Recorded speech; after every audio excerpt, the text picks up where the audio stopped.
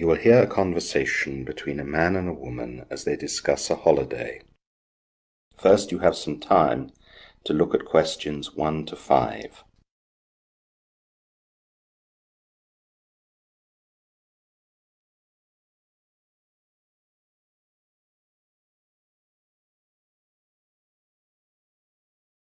Now the full test will begin. You should answer the questions as you listen, as the recording is not played twice. Listen carefully to the conversation and answer questions 1 to 5. Good morning. My name is Keith Waters. I'm interested in finding out about certain type of holiday. Would you be able to help me with that? Welcome to Sunshine Tours Agency. My name's Penny. Yes, I'm sure I can help you with that. What exactly are you thinking about? My wife and I are interested in a cruise of the Mediterranean. That's a nice idea. A cruise on a ship in the Mediterranean is very popular right now. Can I take some basic details from you first so I can work out what kind of cruise might suit you? Of course. So your name is Keith Waters, and your wife's? Her name is Melissa Waters. Would you spell Melissa for me? It's Melissa. And it's just you and your wife? That's right. We don't have any children. Okay, let me make a note of that. Fine. Now, how old are you both? I'm 32 and my wife's 30. Thank you. Now I'd like to ask about your interests and hobbies. This will help in choosing the right cruise for you. We're both keen on traveling, of course. That's why we'd like to go on a cruise. We're also quite sporty. We both swim and jog quite a lot. We're interested in cinema and history.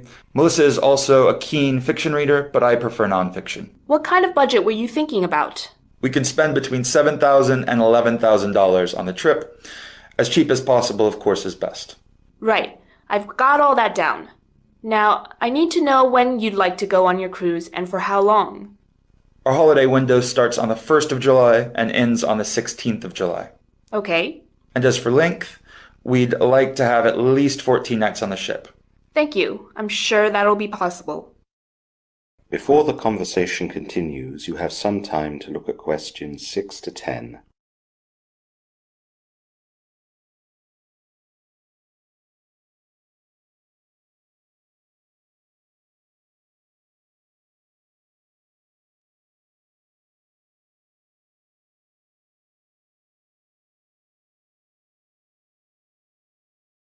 Now listen carefully and answer questions 6 to 10.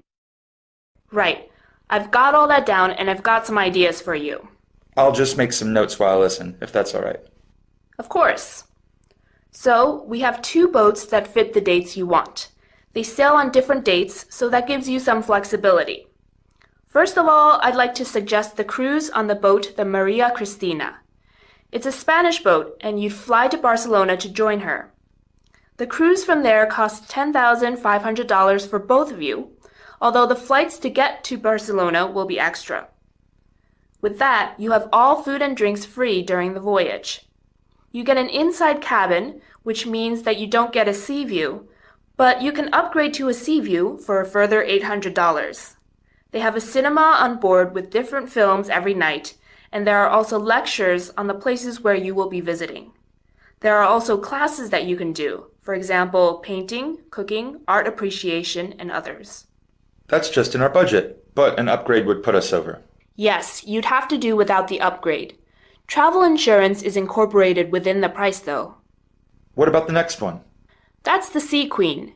This is also a Spanish boat, but it sails from Marseille in France and follows the same route as the Maria Cristina. Barcelona is the last stop before arriving back in Marseille.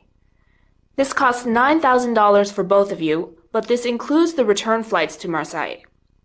With this package, you do get a sea view, and food is inclusive throughout the voyage. All drinks excluding water are extra, though. There are fewer things going on. There is a cinema, but there are no lectures or classes. There is a swimming pool and gym, though, so you'll be able to keep up with your exercise. That's quite a lot of information, so I'd better get back and speak to my wife. She can come back here with me in 2 days, so I'll expect we'll have chosen which boat to go on by then. We can talk further details when we come in then. That's great. See you in 2 days. Yes, see you soon. That is the end of section 1. You will now have half a minute to check your answers.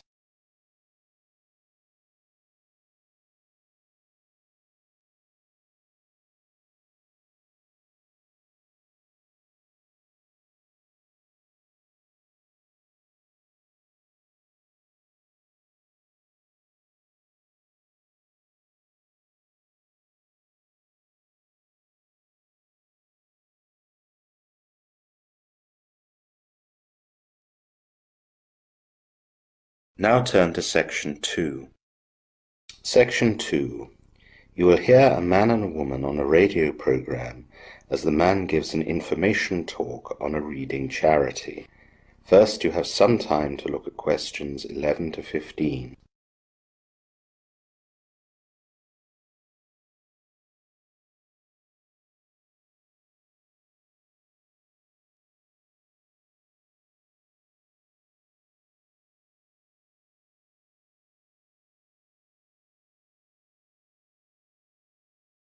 Now listen carefully to the information talk and answer questions 11 to 15. Good morning everyone and welcome to Radio Star, your local radio station. Today we are joined by Jake Matthews, who is part of the Read for All charity. He is coming today to tell us a little bit about it. Welcome, Jake. Thanks, Marianne. So, tell us all about Read for All, Jake. Well, as the name implies, we are a charity that is focused on ensuring that all children have access to appropriate reading books.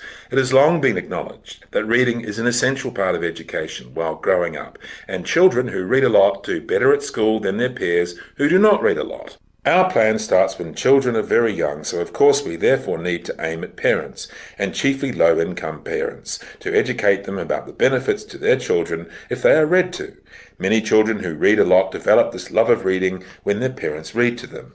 If we can get this happening, then more children will grow up with an attachment to reading that will affect them positively for the rest of their lives. How do you educate the parents?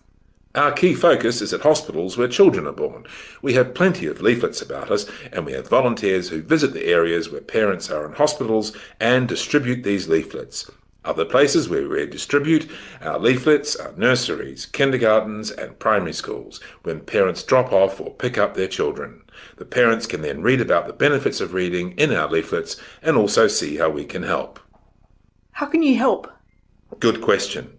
We realise that one of the things that stops parents reading to their children is that they do not know which books to read or where to find them. Families on budgets also find it difficult to allocate money to this area of family life when things are so tight. Getting parents to think about these things is also hard if the parents are not readers themselves.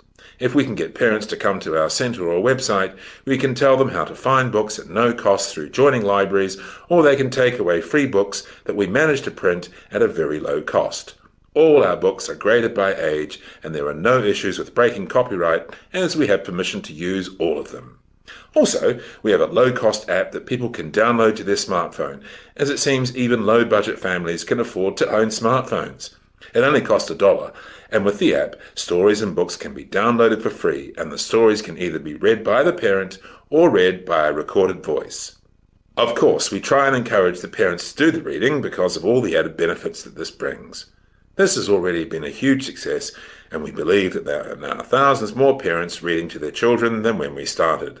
This will make such a difference to the children's imagination and English skills. Linked to this, immigrant families can read or listen to the stories, and both the parents' and children's English can be improved. You now have some time to look at questions 16 to 20.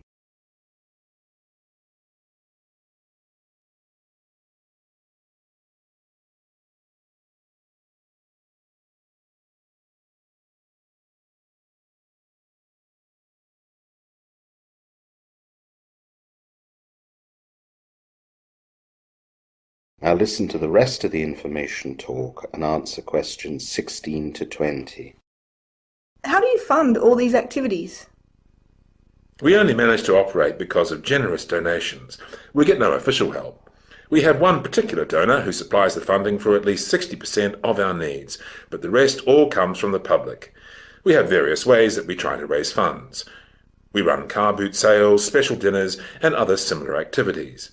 We also ask people who use our products a lot to make a modest and optional donation, if they can afford it.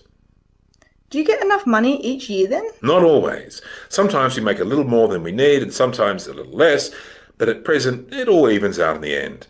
We'd do better with more money though. I'm sure many of our listeners would be keen to help out. How can they find out how to get money to you? Thanks very much for the suggestion. We have a website called readforall.com. There is an icon on the homepage labelled Donations. If any of your listeners click on that, they will see the process of how to make a donation. This will probably be more convenient than sending money by mail or trying to find one of our centres. Thanks very much to anyone who does this. I'm sure you'll get a good response. I'd like to tell you now a little about volunteering, as we've received some questions about that. Of course. We cannot afford to pay a salary to anyone who comes to do any work for us, although sometimes we can pay for some modest expenditure incurred for travel from where people live to our centres if we can get receipts. This will all be explained in our volunteer leaflets that can be picked up at our centres or found on the website, but I just wanted to make this clear up front.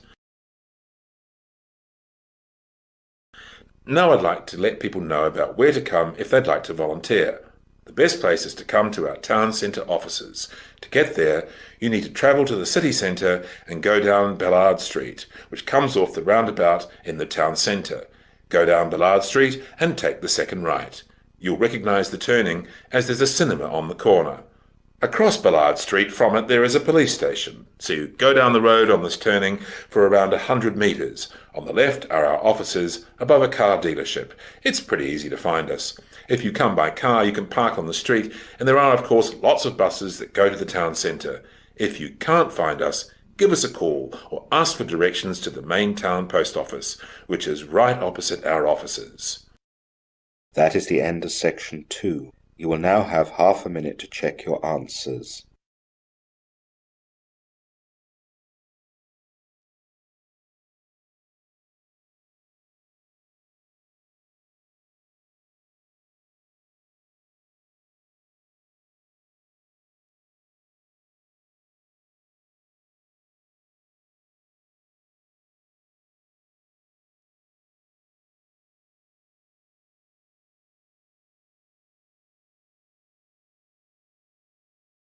Now turn to section 3. Section 3. You will hear a university teacher and 3 of his students discussing the students' upcoming economics essays.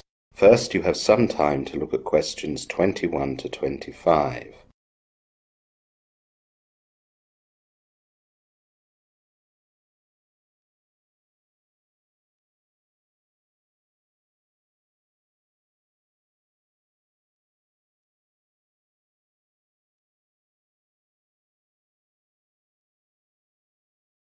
Now listen carefully and answer questions 21 to 25.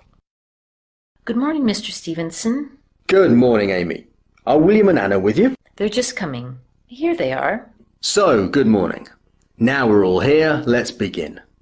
You've all got your extended economics essays due in next month, and so we're meeting here today to discuss your progress. So, Amy, tell me a little about your essay. Well, it's going fine, Mr. Stevenson. I chose to examine how global oil prices have affected the car industry.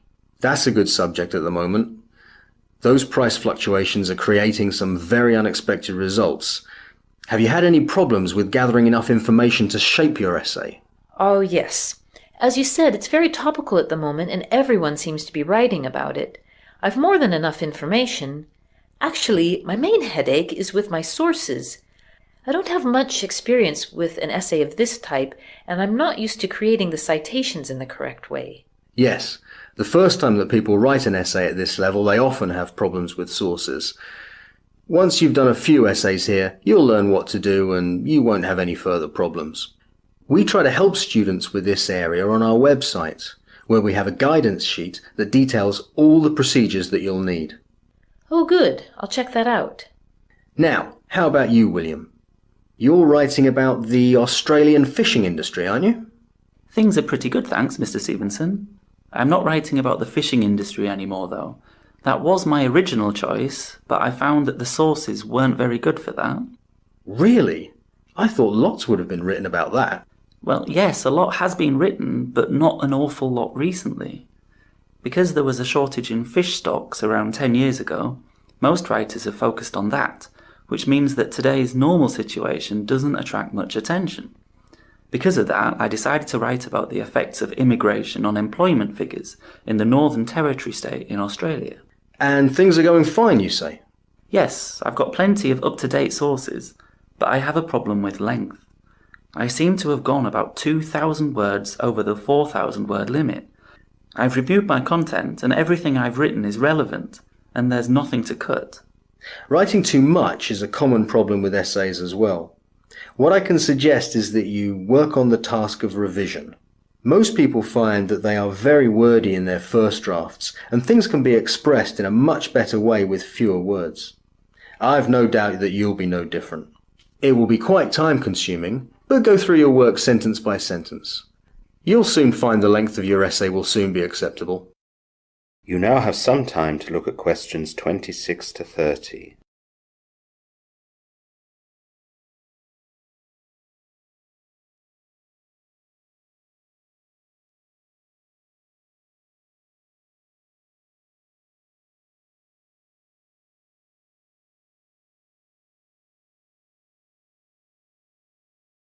Now listen to the rest of the discussion and answer questions 26 to 30. That just leaves you, Anna. How's your essay going? Not so well, I'm afraid, Mr. Stevenson. I've had lots of problems getting started because other essays were due for other teachers. When I was finally ready to start your essay at the beginning of this month, I got ill and I spent quite a few days in bed. I even went home to my parents' house so I could recover properly. Oh dear, that's quite serious. Do you think you'll be able to submit the essay by the deadline? I don't know. I'm finding it hard to settle down and put in the amount of work needed to do a good job. I find the library distracting because of all the people coming and going, and my housemates are too noisy to allow me to concentrate when I'm at home. Maybe you could come to my special evening work sessions. It's just a quiet time when students who find it hard to work independently at home or in the library can work without being disturbed. I'll be there as well, so if you have any questions, you'll have no delay in getting an answer. That's a good idea, Mr. Stevenson, but what I really need is an extension, so that I can really do a really good job on the essay. That shouldn't be a problem, Anna, but we have to follow the department rules on that. They specify that you need to supply a doctor's note for what you're asking for. If you can do that, then I will fill in the application form for you and approve it. Oh, I didn't think of that. I'll need to go back and ask for it. It shouldn't be a problem. Doctors in this town are used to providing them to support extension applications for students. Okay. Now, are there any other problems about the essay? Well, there are a few things. I'm still not sure about a good subject. I was looking at a couple of things and I found good resources on both of them. My first idea was looking at how tax breaks offered by the Australian government can stimulate overseas investment. That sounds as though it has possibilities. Yes, but it got rather overcomplicated, as tax often is, apparently. So what else have you thought about? I was stuck for quite some time. I researched a lot in the library and online, but as I said before, I found it hard to concentrate. You should have come to see me. I told you at the start that it was fine to get advice from me for choosing a topic. I know, I just felt I should do it on my own.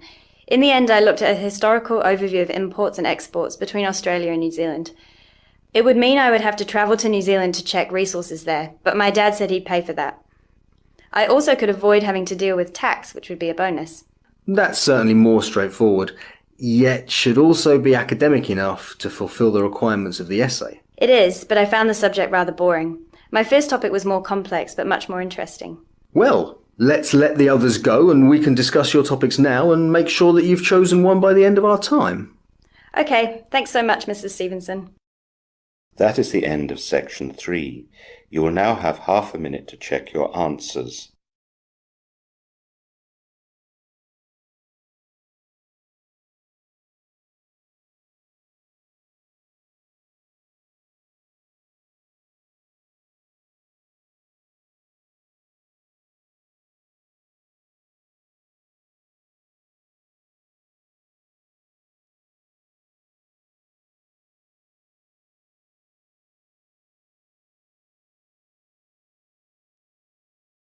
Now turn to section 4. Section 4. You will hear a lecture on the signature. First, you have some time to look at questions 31 to 40.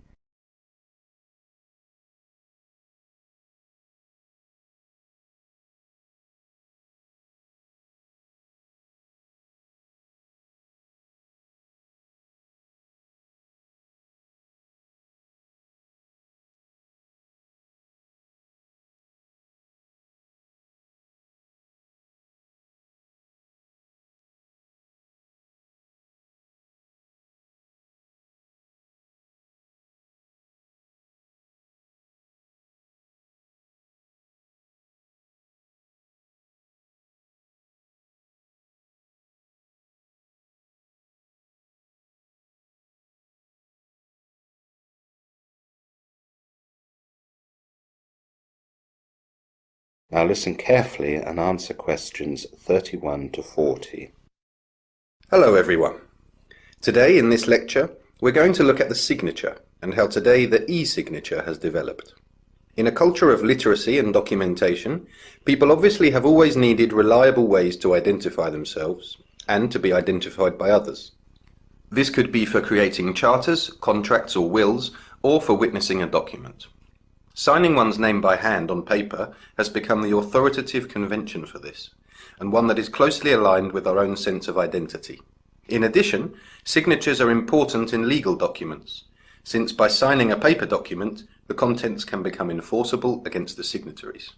The Sumerians, in the 5th to the 3rd millennia BC, are considered the originators of writing, and these ancient people also developed ways of authenticating who wrote things. The Sumerians created seals, or intricate works of art carved in clay tablets, to identify possession.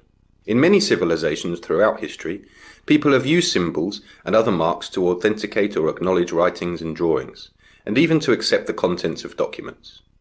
The earliest actual handwriting signature we have has been traced to the year AD 439, and is attributed to the Roman Emperor Valentinian III.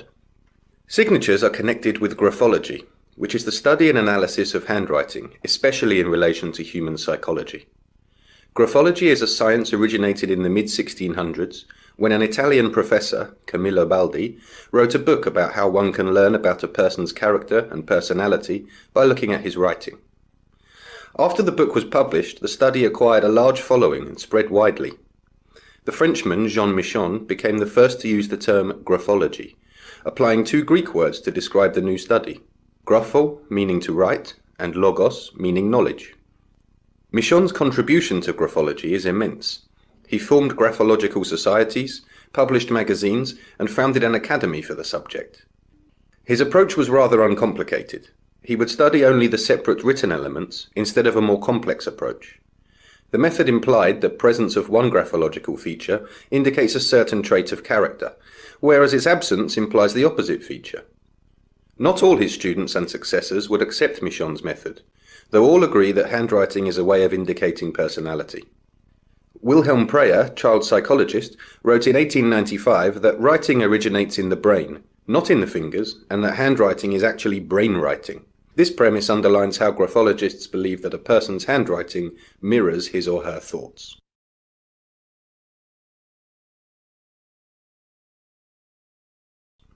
Signatures were of particular interest to graphologists, but technology may now have made the handwritten signature obsolete. Technology companies in the 1980s and 1990s created instruments that let businesses send signed contracts across the globe in seconds. These technologies, now known as fax machines, email, and the World Wide Web, were considered major breakthroughs at the time. However, many people still questioned whether contracts that were signed and shared via fax, email, or internet would hold up in court. This led to what has become known as the electronic signature. In law, the one indispensable characteristic a signature has to possess is that it must physically add something to the document, and that the signature will leave a physical mark or trace upon its surface. Electronic documents do not satisfy this condition, and the signature, like any alteration to an electronic document, does not leave a trace, or if it does, it is at such a microscopic level that it is in practice invisible. It looks nothing like the marks that have been accepted in law as constituting a handwritten signature. In 1996, the United Nations looked into the topic of e-signatures and developed a framework with the purpose of encouraging e-commerce by providing a series of internationally acceptable rules. These rules removed many of the obstacles that had prevented foreign businesses from conducting electronic transactions in the past, and ensured that electronic contracts would legally receive equal treatment to paper contracts going forward. Many online businesses work with a click-to-agree basis. However, the desire for and utility of a handwritten, unique electronic signature is still apparent. Such a tool acts to enhance legal verification and adds a human touch to otherwise impersonal electronic documents and business deals. To fill this gap, lots of electronic signature software can now include options for the signer to provide a hand-drawn personal electronic signature. That is the end of section 4. You will now have half a minute to check your answers.